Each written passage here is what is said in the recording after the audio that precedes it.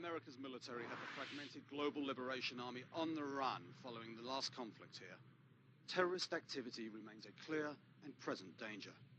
Heavily armed assailants continue their occupation of the Baikonur launch facility in Kazakhstan. The GLA has armed the missiles at Baikonur with newly designed chemical warheads. This arsenal is aimed towards Europe, and evacuations of urban centers have already begun. A previous attempt by the Chinese to retake the facility has failed.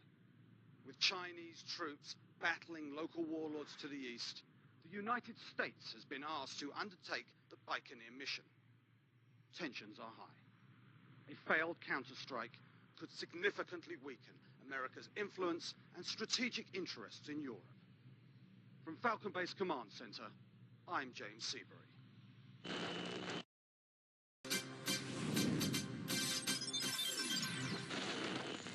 With the victory at Baikonur and the elimination of a GLA missile threat under their belts, American forces face the task of rebuilding a landscape ravaged by war. Aboard these ships are tons of food and medical supplies en route to a desperate population. Although relief convoys have been harassed by warlords linked to the GLA, the US no longer considers the terrorist organization a serious threat. Nonetheless, a Navy aircraft carrier is in the region to lend air support. Meanwhile, special forces continue their search for GLA caches rumored to include weapons of mass destruction.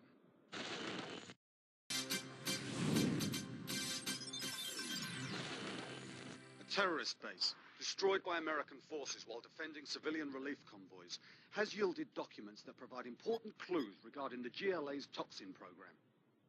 Reports suggest that a key research facility, as well as a possible source of funding for the lethal program, have been identified. Although the US commander will not provide confirmation, our network analysts predict that if the intelligence is reliable, America will respond.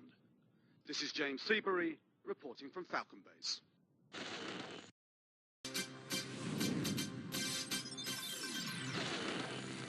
Following the assault and capture of a secret GLA lab, no doubt remains that the terrorists are engaged in toxin production. The United States believes that a general, codenamed Dr. Thrax, is running the lethal program. Little is known about this elusive extremist, who has also been charged with war crimes by the World Court. We understand there is intense pressure on American intelligence agencies to trace the funding for Dr. Thrax's research. Only by choking off the cash supplied by covert oil supplies can the US hope to cripple the threat of a terrorist army hoarding weapons of mass destruction.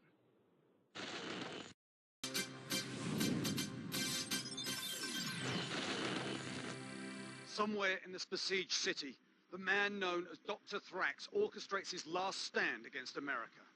The recent capture of a GLA oil field has cut off the pipeline funding Dr. Thrax and his weapons research.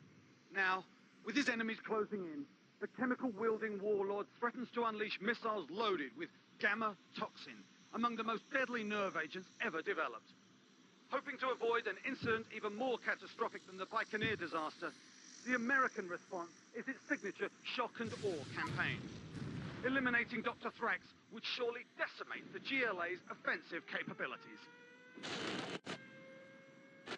Further transmissions may be difficult. This is James Seabury reporting from the field.